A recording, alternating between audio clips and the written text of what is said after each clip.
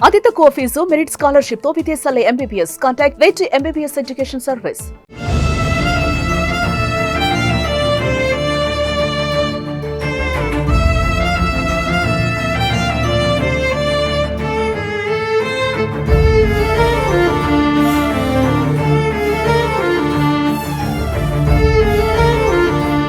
Suman TV Khammam. నేను మీ విజయశ్రీ. ఈ రోజు మనం ఖమ్మంలోని గవర్నమెంట్ హాస్పిటల్లో ఉన్నాం. ముదిగొండ మండలం మల్లారం గ్రామానికి చెందినటువంటి వెంకటరమణ అనే ఒక 20 ఏళ్ల యువకుడు, అదే గ్రామానికి చెందినటువంటి గురువయ్య అనే వ్యక్తి తన వద్ద పని చేయాలని చెప్పేసి, పనికి రావాలని చెప్పేసి అతని మీద ఒత్తిడికి తీసుకొచ్చేసి మానసికంగా ఎంతో క్షోభకి గురి చేశారు. సో అతను అనే ఆ మాటలు తట్టుకోలేక, ఆ మానసిక క్షోభని భరించలేక ఎంతో ఒత్తిడికి లోనయ్యి అతడు అయితే మన శుక్రవారం జూలై 25వ తారీఖున ఆత్మహత్య ప్రయత్నం చేశాడు గడ్డి మందు తాగి. తను నిన్న రాత్రి అయితే మరణించడం జరిగింది. ఇక్కడైతే వీళ్ళు ఆరోపిస్తున్నారు అతని మాటల వల్లే, అతను మానసికంగా ఒత్తిడికి గురి చేయటం వల్లే ఇతనైతే ఆత్మహత్య ప్రయత్నం చేశారని చెప్పేసి కుటుంబ సభ్యులైతే ఆరోపించడం జరుగుతుంది. చెప్పండి సార్, మీ పేరు, మీరు తనకి వెంకటరమణకి ఏమవుతారు? ఏం జరిగింది అసలు? ఏం జరిగిందంటే మా వాడు పాలు పోసి వస్తాడు కేంద్రం కాడ పాలు పోసి వస్తుంటే రోజు సాయంత్రం పూట పోసి వస్తాడు 6:30 7 పోసి వస్తుంటే మధ్యలో దారిలో కలిసి, నువ్వు మీ మేనమామ కాడ ఏం పని చేస్తావురా, నువ్వు వాడుకోవడం తప్ప నీకు ఏమేరో, నువ్వు చేసేది ఏమో నాకు అడిగి పనికిరా, నీ పనికి వస్తే నేను 200-300 డబ్బులు ఇస్తా, నీకు జల్దా చేసుకోవచ్చు, నీకు ఇస్తా నేను. వాడు ఏమీడు, వాడి దగ్గర పని చేసే కానీ మందు తాగి చావటం నీకు వస్తావురా, నువ్వు ఎందుకు బతుకుతున్నారా అని అన్నాడంట. అంటే అది పనికి రమ్మని చెప్తున్నాడు, పనికి రమ్మని చెప్పి అన్నందుకే తను అంటే అలా ఆత్మహత్య ప్రయత్నం చేశాడంటారు. వాడు ఇంతకుముందు పోయేదండి అతనికి 1 సంవత్సరం క్రితం. ఎవరైతే రమ్మన్నారో అతని దగ్గర వెళ్ళాడు. 1 సంవత్సరం క్రితం అతనికి వెళ్ళిండు పనికి. చాలా మంది తెలుసు, మల్లారం గ్రామంలో కూడా గొరవ టాటర్ తోలిండని అందరికి తెలుసు. ఇంకా అయితే మేము గద్దిచ్చినాం. అంటే అతని వద్ద పని చేయదని ఎందుకు ఆపడానికి గల కారణం ఏంటి? అతను దాని వల్ల ఏంటంటే వీడు డబ్బులు ఇస్తున్నాడు, 200-300 ఇస్తుంటే వీడికి పోవటం, తాగి వస్తున్నాడు. తాగి వస్తున్నాను, నేనేమన్నా వద్దురా, నీకు ఎందుకు ఏ బాధలొద్దు, నువ్వు నా కాడుండు, నీకు ఎంతో నీకు పొలం ఇస్తా, నువ్వు కౌలు చేసుకుందుకు నా ఎమ్మటుండు, మా కాడుండు, నువ్వు చేసుకుని ఉండు, కానీ నీకు చెల్లి పెళ్ళి ఉంది. బాబు తల్లిదండ్రులు తండ్రి చనిపోయిందండి, 10 సంవత్సరాల పైన చిన్నప్పుడు చనిపోయిండు. మా కాడే ఉంటుండు. వాళ్ళ అమ్మాయికి కూడా మా అమ్మాయికి కూడా నేనే ఇల్లు కట్టించిన, సొంతంగా చోడు కొన్నా ఇల్లు కట్టించిన. అమ్మాయి కూడా 10 మంది చదివించిన ఎర్రిపాలెం స్కూల్లో పోయి. అయితే ఈడేందంటే బయటకు వచ్చి ఇంతకుముందు పనికి పోయేది వాళ్ళు పిలిచినోడు కల్లా. దానివల్ల నేను కట్టుడు చేసిన వాడిని ఇబ్బంది పెట్టే వల్ల వాడి వల్ల తట్టుకోలేక మందు తాగి చనిపోయాడు. అది అంటే ఇప్పుడు ఇబ్బంది పెట్టినప్పుడు మీతో పంచుకోవచ్చు కదా, నన్ను ఇబ్బంది పెడుతున్నాడు అని. మాకు చెప్పకపోవడానికి ఈ బాధ, లేకపోతే మేము చేద్దాం. నార్మల్ మాటలు అయితే అంత ఈజీగా వదిలేస్తాడు. ఏదైనా గట్టి మాట కాబట్టి తను అంత సిన్సియర్ గా తీసుకుంది, మైండ్ కి తీసుకొని అంత గురైంది. అది అంటే మీతో కూడా పంచుకోలేనంత బాధలో ఉన్నాడు. అవును, బాధగా మాటలన్నా కూడా పట్టించుకున్నాడు కాదను కదా, ఏదైనా అన్నా కూడా తూడ్చుకుని వెళ్ళిపోయే రకం. ఇప్పుడు అది ఏదన్నా గట్టిగా స్టార్టర్ పెట్టబట్టే వాడు అట్లా పాయిజన్ తీసుకున్న ఇది ఇంకొచ్చింది తప్ప, లేకపోతే ఏముండదు. చివరిగా తను ఏం చెప్పాడు అంటే, హాస్పిటల్లో గత శుక్రవారం రోజు జాయిన్ చేశారని చెప్పారు. ఆ టైంలో మీతో మాట్లాడటం కానీ, ఎవరితోటైనా చెప్పడం కానీ ఏమైనా జరిగింది? నిన్న మట్టి కూడా మాకు ఏ పాయిజన్ సంగతి ఏం తెలియదండి. నిన్న మధ్యాహ్నం దాకా మాది ఏంటంటే వాంతులు రేషన్ లేదని అని మేము తీసుకొచ్చినాం, మాకు తెలియదు. ఇక డాక్టర్ ఏమని చెప్పి మీకు కూడా తెలియదు పాయిజన్ తీసుకున్న సంగతి, మరి మీకు ఎలా తెలిసింది? అతను డాక్టర్ ఏం చెప్పిందంటే కిడ్నీలు పడిపోతున్నాయి అండి, అసలు ఏందని డ్రై అయిపోయినాయి అని చెప్పడం వల్ల ఈ డాక్టర్లు ఏం చేశారని చుట్టూ కమ్మారు. మొత్తం RMPలు ఉంటారు కదా డాక్టర్. ఇన్ని రోజుల నుంచి ఇంత బాధ భరించుకుంటూ కూడా మీతో కూడా చెప్పలేదండి. డాక్టర్ గారు డౌట్ వచ్చి అసలు ఏంది నిలవేసి బ్లడ్ టెస్ట్ చేసే పిల్లగాడు కూడా అసలు రోజు ఇట్లా కిడ్నీలు ఇట్లా డౌన్ అవుతున్నాయి, ఏంది ఇరేషనల్ వాంతులు గట్ట కాదన్న పరిస్థితుల్లో వాళ్ళందరూ రౌండ్ అప్ చేసి అడిగినప్పుడు నేను పాయిజన్ తీసుకున్నా అని చెప్పిండు. అప్పటికప్పుడు మేము శుక్రవారం నైట్ తాగుంటాడు, శనివారం పొద్దుపడి తాగినా మాకు తెలియదు. ఎప్పుడు తీసుకొచ్చారు? మధ్యాహ్నం 2:12 ఎలా సిమ్టమ్స్ ఏమని కనపడ్డాయి బాబులో? మోషన్స్ అయిన వాంతులు అవుతున్నాయండి. మా ఊర్లో కూడా RMPకి చూపించిన ఆల్రెడీ, దగ్గకపోతేనే ఆయన ఇక్కడ బొమ్మన్నాడు. సో అప్పటికే తను తీసుకుని 1-2 రోజులు అలా అయ్యి ఉంటుంది. అంతే అండి. దానివల్ల వచ్చిన తర్వాత డాక్టర్స్ అడిగితే అప్పుడు చెప్పాడా? డాక్టర్ కూడా ఏంటంటే ఈ వాంగ్తింగ్ ఈరోజు టాబ్లెట్లు ఇంజక్షన్లు చేస్తున్నారు తప్ప దీనికి తెలియదు కదా. అదే కదా రీజన్ ఏంటో తెలియదు కాబట్టి వాళ్ళు కూడా ట్రీట్మెంట్ చేయలేకపోతున్నారు. ఈ గ్లూకోజ్లు ఇవన్నీ ఎక్కిస్తున్నారు. డాక్టర్కి ఏంది కిడ్నీలు ప్లస్ ఇన్ఫెక్షన్ బాగుంది, పొట్టల ఇన్ఫెక్షన్ ఉందని స్కానింగ్లు తీస్తున్నారు ఆద్య హాస్పిటల్లో. తీసినాక కూడా నిన్న మధ్యాహ్నం 11 దాకా బ్లడ్ టెస్ట్ చేస్తే కిడ్నీలు ఇంకా డౌన్ అయిపోతున్నాయి. డౌన్ అయిపోతుంటే ఏమంటారు డాక్టర్ గారు, అవి ఏందండి ఇట్లా డౌన్ అయిపోతున్నాయి, అసలు ఆ పిల్లగాన్ని పిలిచి అడగండి అని వాళ్ళందరూ కలిసి అడిగితే నేను గడ్డి ముందు ఆగిన చెప్పింది. ఈ ట్రీట్మెంట్ తీసుకున్న 3 రోజులు కూడా తను ఎవరితో ఏ విషయం చెప్పలేదు అసలు. ఇలా నేను మందు తాగానని వాళ్ళు ట్రీట్మెంట్ చేస్తూనే ఉన్నాడు, తిను అలాగే ఉన్నాడు. మరి ఏమని చెప్పాడు తను? మాకు రాత్రి నైట్ 12 గంటప్పుడు పిలిచి మా పిల్లగాళ్ళు పోతే ఇట్లా పలాని మెడిసి ఇబ్బంది పెడతానని నేను మందు తాగిన అని చెప్పిండని వీడియో తీశారు, వాంగ్మూలం ఇచ్చి. మీరు మరి పోలీస్ కేసు అలాంటిది ఏమైనా పెట్టామండి, కేసు పెట్టాము, అంటే ఎఫ్ఐఆర్ కూడా రాయించాము.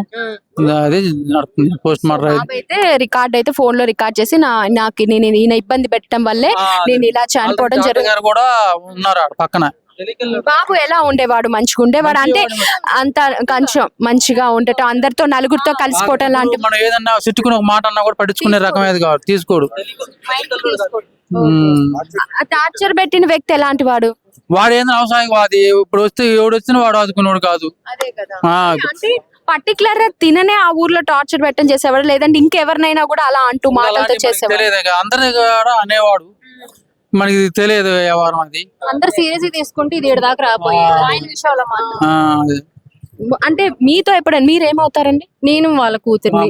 మీతో ఎప్పుడైనా ఏమైనా చెప్పేవాడు? నాతో ఇది ఫ్రీగా ఉన్నాడు, కానీ ఈ విషయం మాత్రం చెప్పలేదు. ఇటు జరిగింది అక్క, ఇది ఇట్లా అయితే నాకైతే షేర్ చేసుకోలేదు. షేర్ చేసుకుని మా నాన్న, తను మా తమ్ముడు మాతో ఫ్రీగా ఉంటాడు, మా ఇంట్లోనే ఉంటాడు. భోజనం గట్ట మా కాడ తిరిగి అందరూ. అంటే మృదు స్వభావ్యతను, అంటే ఇంత నిర్ణయం తీసుకున్నాడు అంటే మృదు స్వభావ్యతను ఏమన్నా అంటే చాలా సాఫ్ట్ గా అండి. ఇది చెప్తే ఇది కాదురా అంటే అది కాదంతే. ఇంకా మనుషుల మాట ఉంటాడు. మా నాన్న దగ్గర చిన్నప్పటి నుంచి ఉంటున్నాడు. ఫైనల్ గా ఎలాంటి న్యాయం కావాలనుకుంటున్నారు? మేము నాకేందా ఇప్పుడు అన్న వ్యక్తికి శిక్ష పడేదని చూడాలని మేము కోరుకుంటాం. అలాంటి వాళ్ళకు జరగకూడదు, అదే మేము కోరుకుంటాం. చిన్న వయసు తంది, 20 సంవత్సరాలంటే నిజంగా చాలా. మళ్ళీ తనని నమ్ముకుని ఒక చెల్లి ఉంది, అమ్మ పరిస్థితి కూడా మానసికంగా ఏమి లేవు. న్యాయం జరగాలి కదా, మీరే చూసుకోవాల్సి వస్తుంది. కాబట్టి ఇంత చిన్న వయసులోనే ఇంత నిర్ణయం తీసుకున్నాడంటే తను ఎంత బాధపడి ఉంటాడు అనేది. చిన్న మాటలైతే ఎవరు లైట్ తీసుకుంటారు కదా, అవునా కదా మేడం? మీరు చెప్పండి. తను ఏదో మాట అన్నాడు కాబట్టి తనంతా టచ్ అయ్యి ఆల్కహాల్ తీసుకొని అట్లా మంది తీసుకునే దాకా పోయింది.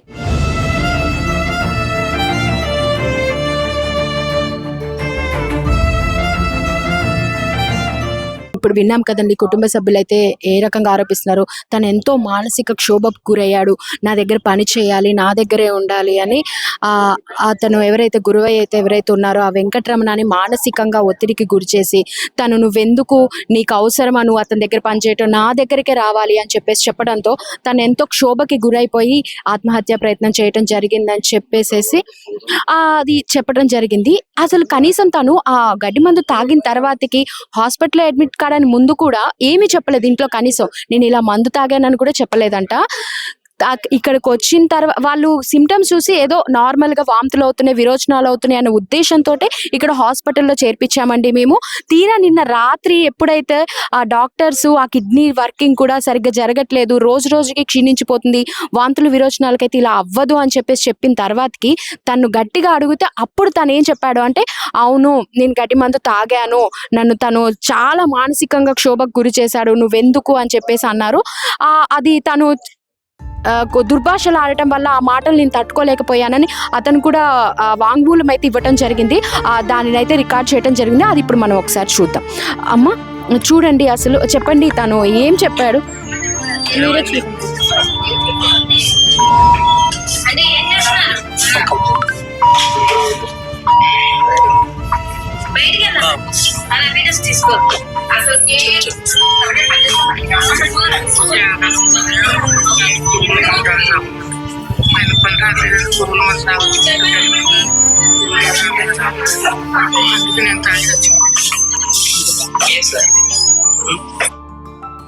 సో ఆడియో కూడా ఉంది, అది కూడా ఇప్పుడు విందాం.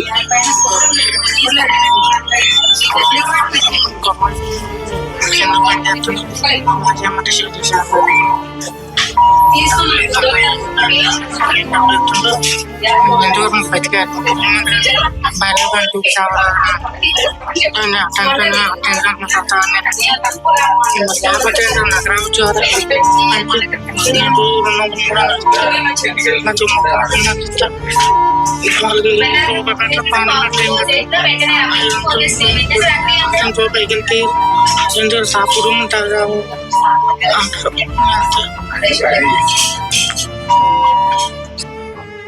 సో విన్నాం కదండి, మనం వినొచ్చు ఇక్కడ.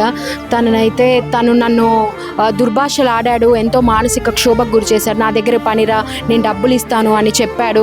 నేను రానని చెప్పినా కూడా నువ్వు ఇలా ఎందుకు ఉండటం, నీ బ్రతికెందుకు అని అనడంతో నేనైతే పురుగుల మందు తాగానని చెప్పేసి తనైతే చివరిగా చెప్పడం అయితే జరిగింది. చెప్పుకుంటున్నాడు తను కూడా, చివరిగా చెప్పలేక, అసలు అది కూడా చెప్పాలా వద్దా చెప్పలేక అయితే చెప్పుకుంటున్నాడు. చెప్పండి అమ్మ, మీరేమవుతారు వెంకటరమణకి? మామయ్య కూతురిని. నేను నాతో చాలా ఫ్రెండ్లీగా ఉంటాడు. నాకు అత్త కొడుకైనా నేను సొంత తమ్ముళ్ళలాగా చూసుకుంటా. నా తమ్ముడు నేను ఒక తమ్ముళ్ళలాగా భావించి నా చిన్నప్పటి నుంచి ఏదన్నా అక్క ఇట్లా అక్క అట్లా అక్క అని చాలా, అంటే ఒక మాట గట్టి మాట అన్నారు కాబట్టి అట్లా పాయిజన్ తీసుకోవాల్సి వచ్చింది. అంత ఈజీగా తీసుకునే మనిషి అయితే కాదు. అది అంటే మీరు అంత క్లోజ్ గా ఉండేవాళ్ళు, కనీసం తన తండ్రి కూడా లేడు, అమ్మ పరిస్థితి కూడా బాగోదని చెప్పారు, మొత్తం మీరే చూసుకుంటారు.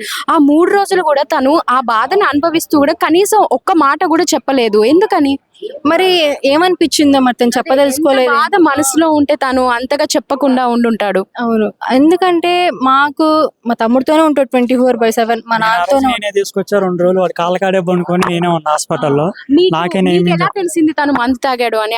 ఆ టైంలో ఇంట్లోనే ఉన్నాడా, బయట ఎక్కడికైనా వెళ్ళాడా? అంటే ఆ రోజు నేను వెళ్ళా, మా డాడీ వచ్చిండు. 2వ రోజు మా డాడీ వచ్చిండు. మా డాడీ వాళ్ళు లోపల నర్సులు వాళ్ళందరూ అడిగితే చెప్పింది. నార్మల్ గా ఏంటంటే మోషన్స్ వామిటింగ్స్ అవుతున్నాయి అని ఆర్ఎంపీకి చూపించారు. ఊర్లో ఆర్ఎంపీకి చూపించినప్పటికైనా ఆయన కొంచెం క్రిటికల్ గా ఉందని ఖమ్మం రాస్తే ఆద్య హాస్పిటల్ జాయిన్ చేశారు.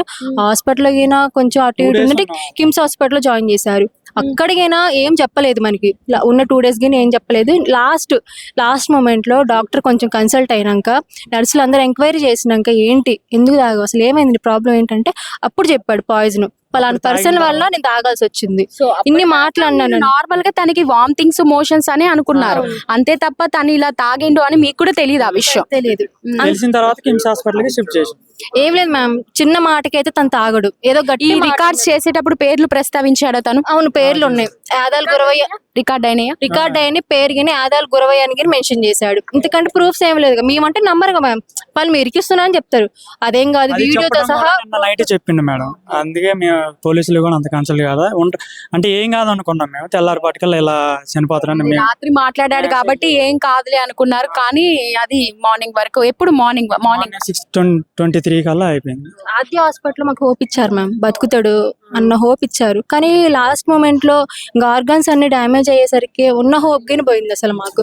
అప్పుడు ముందే చెప్పుంటే కనీసం దానికి తగ్గ ట్రీట్మెంట్ అయినా చేసేవాళ్ళు, బతికించుకునే వాళ్ళు. ఎంత అయినా బతికించుకునే మనిషి ముఖ్యంగా. డబ్బే ఉంది చెప్పండి మేడం. అసలు వాళ్ళు చాలా అంటే చాలా పేదవాళ్ళు, వాళ్ళ మమ్మీకి ఏం తెలియదు. అలాంటిది అమాయకుని చేసి మాటలంటే ఆ మాటలు పట్టడానికి ఎట్లా మ్యామ్? మాలిగిన పిల్లలు ఉన్నారు, వాళ్ళది ఉంది. పేర్లు మేము అన్ని పర్సనల్ గా పోతే బాగోదు. ఇక్కడతో వదిలేస్తుంది, ఇంకొకరు జరగకూడదని మేము చూస్తున్నాం. మేమంతా మీకు ఎటువంటి న్యాయం జరగాలని మీరు కోరుకుంటున్నారు? ఇంకొకరికి ఈ పరిస్థితి రాకుండా ఉండాలని మేము కోరుకుంటున్నాం అంతే.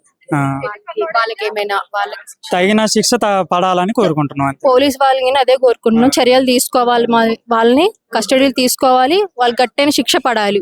ఇది రిపీట్ అవుతూనే ఉన్నాయి కానీ మేము అన్ని బయటికి తీసే అవసరం లేదు. మాదేందో మేము చూసుకుంటున్నాం. మాకు న్యాయం జరగాలి ఫైనల్ గా. చూసాం కదండి, కుటుంబ సభ్యులు ఆరోపిస్తుంది అయితే తను ఎంత మానసిక శోభకి గురైతే ఇంత చిన్న వయసులోనే ఇంత కఠినమైన నిర్ణయం తీసుకుంటాడు. తను అంత బాధ అనుభవిస్తున్నా సరే కనీసం 3 రోజులు చెప్పకుండా ఉన్నాడు. నేను చనిపోవాలన్న ఉద్దేశంతో ఇంత నిర్ణయం అయితే తీసుకోవడం జరిగింది. తన ఇంట్లో పరిస్థితి కూడా బాగోదు, నాన్న లేడు, అమ్మ మానసిక పరిస్థితి సరిగ్గా ఉండదు, ఒక చెల్లి ఉంది.